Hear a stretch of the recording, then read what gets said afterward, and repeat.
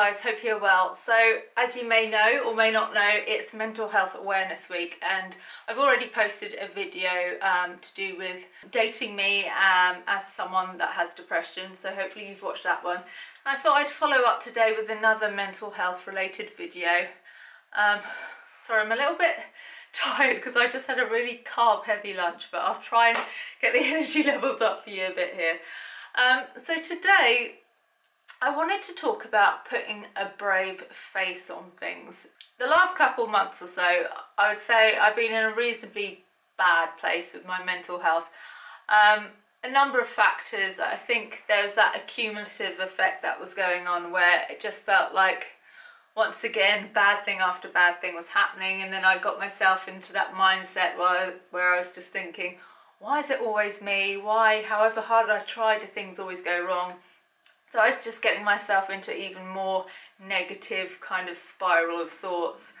And then I got hit with some really devastating news a week or two ago, which would have been obviously really upsetting anyway, but because it hit me at the time where I was already fairly low and teary most days, it was obviously even harder. But because it was news that required me to be strong for other people, I had to try and put a brave face on it, and people are telling me you've got to be strong for them and be brave for them. So I had that added pressure as well, where I really wanted to be that person.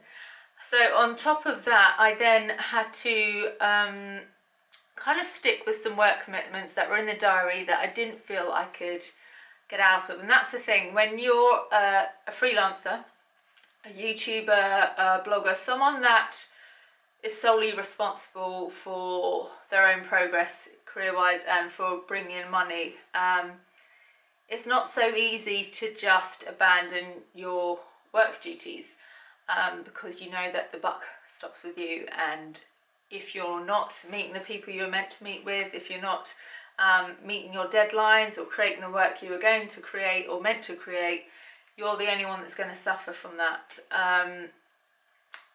So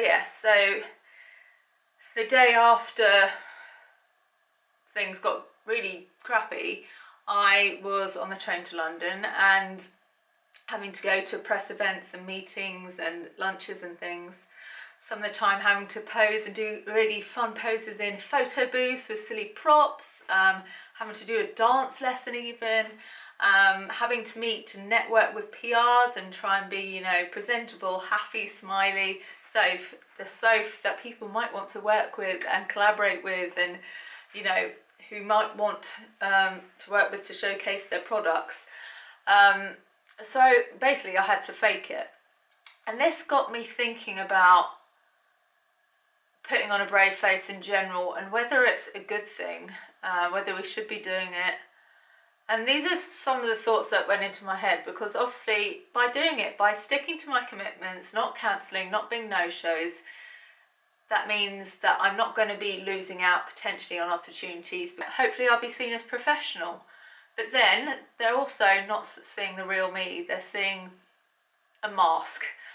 The mask of I'm okay, the smiley facade, which isn't necessarily what's actually going on. So is that a good thing, that they're perhaps making judgments on me on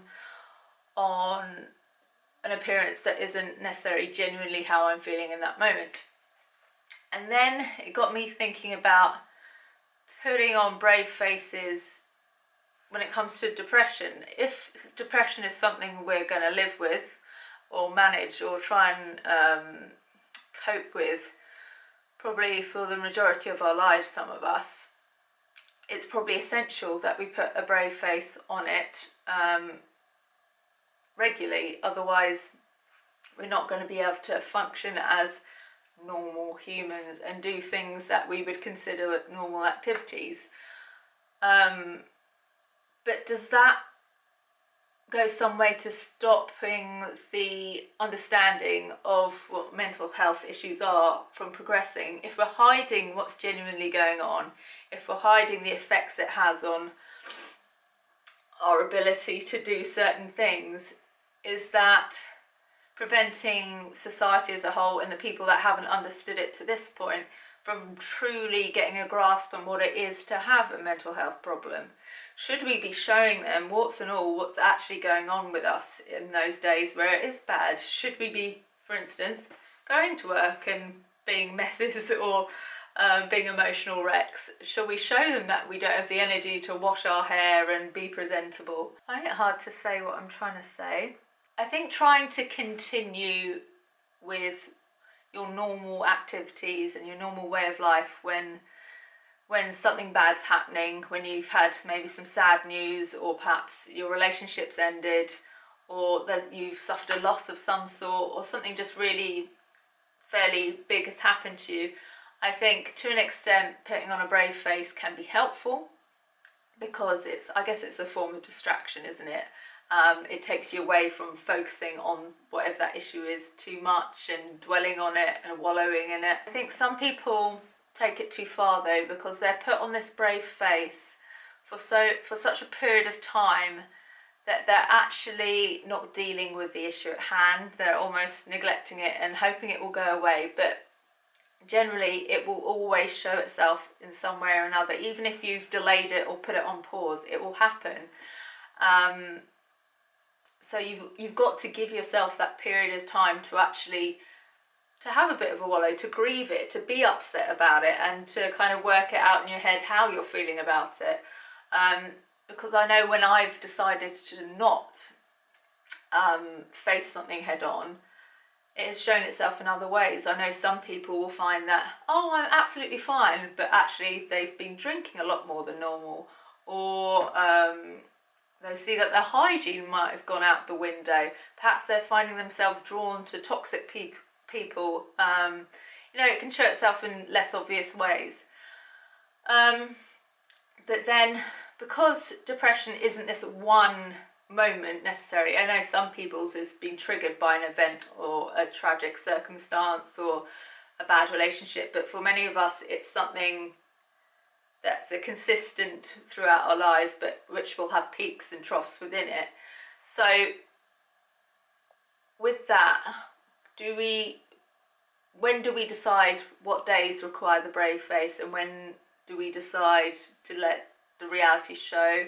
Is this a choice we have, or do the emotions just take over anyway? In terms of like work, when we're having a bad phase mentally, say if you got food poisoning, or you had a virus or a bug and you're vomiting everywhere, your employers would be, of course you don't come into work, of course you take time off.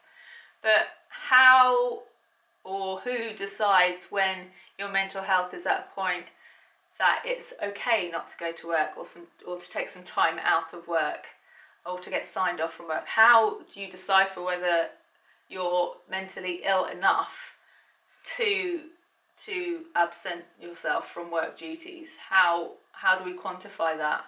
And that is where a difficulty lies. So I think a lot of us, we become very good actors, and we go to work and we do our duties and do our obligations, even though it's so hard and draining and exhausting to do them with this brave face, this like painted on smile, that I can do this, everything's fine, when really it's not. And that leads me on to thinking about how exhausting it can be to have mental health problems. It's something that, you know, one of the symptoms is, you know, being lethargic and being tired and lacking motivation. And then we often have, you know, sleep disruptions and sleep issues like insomnia. So if you put that on top of the extra energy it takes to put on this act day after day in front of loads of people, are we exacerbating the problem? Are we going to make our depression worse because we're going to be even more tired? We're going to find it even harder to cope with what we're already coping with. So that's another issue. Is putting a brave face on it just going to enhance our existing illness? Maybe.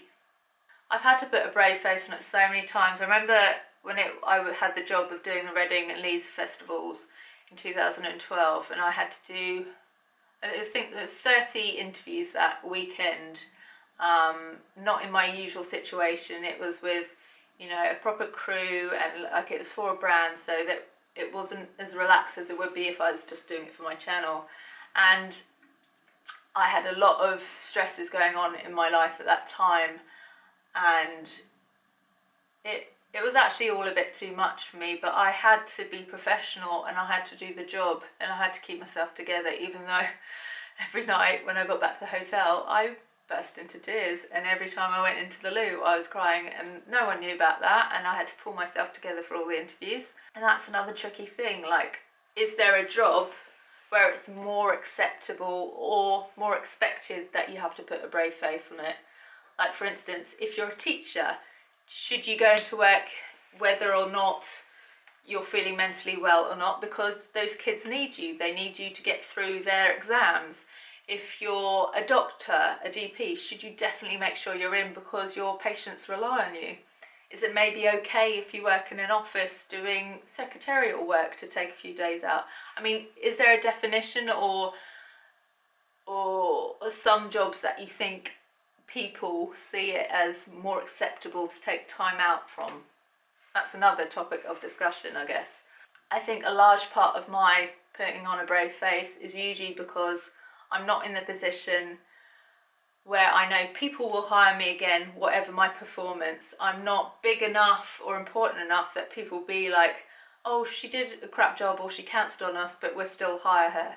For me, I need to be my best person, my best performance. I need to be punctual, I need to turn up, I need to be present to even be in the running to get, you know, future work or paid work. So I can't afford to take time out to perhaps do the self-care I need, and I don't know if that's detrimental to my health and whether I'm prioritising the wrong things, but that's how I feel. I often choose to crack on and do the duties even though it's literally the last thing I want to do, and the thought of it alone makes me want to cry again.